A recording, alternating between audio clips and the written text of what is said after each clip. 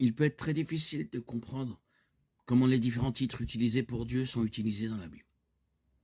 Une partie du problème est que les différentes traductions de la Bible utilisent les termes de manière quelque peu différente.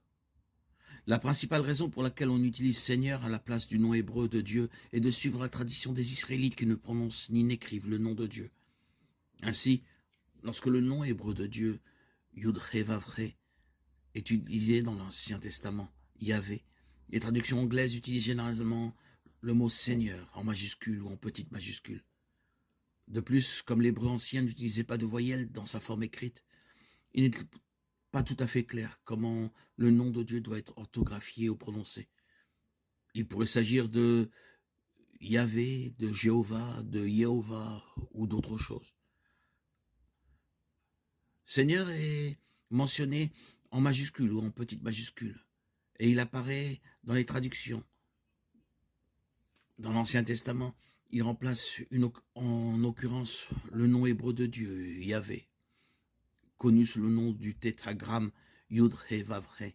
Cela est assez cohérent dans toutes les différentes traductions de la Bible. Lorsque le mot Seigneur apparaît dans l'Ancien Testament en référence à Dieu, il s'agit généralement d'une traduction de Adonai, un nom-titre de Dieu qui met l'accent sur sa seigneurie. Seigneur et Adonai sont de loin les deux traductions les plus cohérentes dans toutes les différentes traductions de la Bible. Dans l'Ancien Testament, lorsque le mot Dieu est utilisé, il s'agit généralement d'une traduction du mot hébreu général pour Dieu Elohim. Lorsque Seigneur Dieu apparaît, il s'agit généralement d'une traduction d'un double nom pour Dieu, Adonai, Yahvé. Le terme hébreu Yahvé, Adonai Sebaoth, est généralement rendu par Seigneur des armées. Le terme hébreu Adonai Shaddai est généralement rendu par Seigneur Tout-Puissant. L'Ancien Testament utilise de nombreux noms et titres différents pour faire référence à Dieu, afin de souligner certains aspects de sa personne et de ses attributs. Cela peut entraîner une confusion dans la traduction, mais dans l'hébreu original, cela a été fait entièrement dans un effort pour glorifier et magnifier le nom de Dieu. L'usage des mots Seigneur et Dieu dans le Nouveau Testament est beaucoup moins compliqué, presque universellement Dieu, qui est une traduction de théos, le mot grec général pour déité.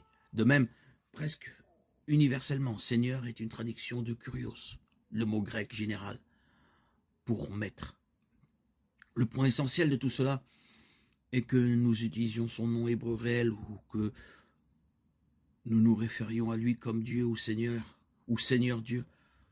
Nous devons toujours lui témoigner notre révérence et son nom.